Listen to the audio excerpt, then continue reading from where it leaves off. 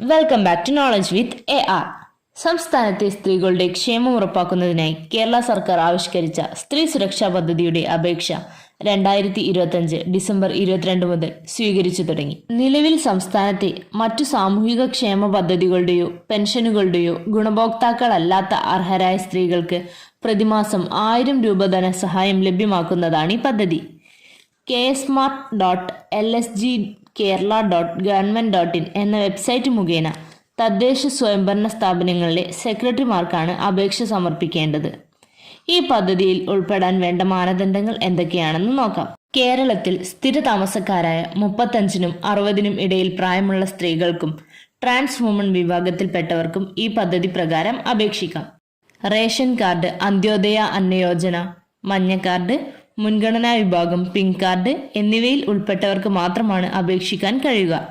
വെള്ള, നീല റേഷൻ കാർഡുകാർക്ക് ഈ ആനുകൂല്യം ലഭ്യമല്ല. അതുപോലെ തന്നെ വിധവാ പെൻഷൻ, അവിവാഹിത പെൻഷൻ, വികലാംഗ പെൻഷൻ, വിവിധ സർവീസ് പെൻഷനുകൾ, കുടുംബ പെൻഷൻ, EPF പെൻഷൻ എന്നിവ കൈപ്പറ്റുന്നവർക്കും ഈ പദ്ധതിയിൽ അംഗീകാരം ഉണ്ടായിരിക്കില്ല. കേന്ദ്ര സംസ്ഥാന സർവീസിലോ സർക്കാർ ഉടമസ്ഥതയിലുള്ള സ്ഥാപനത്തിലോ സർവകലാശാലകളിലോ സ്ഥിരമായോ കരാർ അടിസ്ഥാനത്തിലോ ജോലി ചെയ്യുന്നവർക്ക് ഈ പദ്ധതിയിൽ അംഗീകാരമുണ്ടായിരിക്കില്ല. ഇനി ഈ പദ്ധതിയിൽ അപേക്ഷിക്കാൻ എന്തെല്ലാം രേഖകൾ വേണമെന്ന് നോക്കാം. പ്രായം തെളിയിക്കുന്നതിനായി ജനന certificate, school certificate, driving licence, passport എന്നിവയിൽ ഏതെങ്കിലും ഹാജരാക്കണം. ഇവയില്ലാത്ത പക്ഷം ഡോക്ടറുടെ സർട്ടിഫിക്കറ്റ് ഉപയോഗിക്കാവുന്നതാണ്. കൂടാതെ ബാങ്ക് ഡോക്യുമെന്റ്സ് ആയ account number, IFSC code, Aadhaar വിവരങ്ങൾ എന്നിവയും അപേക്ഷയോടൊപ്പം സമർപ്പിക്കണം. ഇതുമായി ബന്ധപ്പെട്ട മറ്റു വ്യവസ്ഥകളാണ്: ഗുണഭോക്താക്കൾ മരണപ്പെട്ടാൽ അവകാശികൾക്ക് ആനുകൂല്യത്തിന് അർഹതയുണ്ടായിരിക്കില്ല. ജയിലിലോ റിമാൻഡിലോ കഴിയുന്ന കാലയളവിൽ ആനുകൂല്യം ലഭിക്കില്ല. കൂടാതെ എല്ലാ വർഷവും ആധാർ അധിഷ്ഠിതമായി വാർഷിക മസ്റ്ററിങ്ങും നടത്തേണ്ടതാണ്.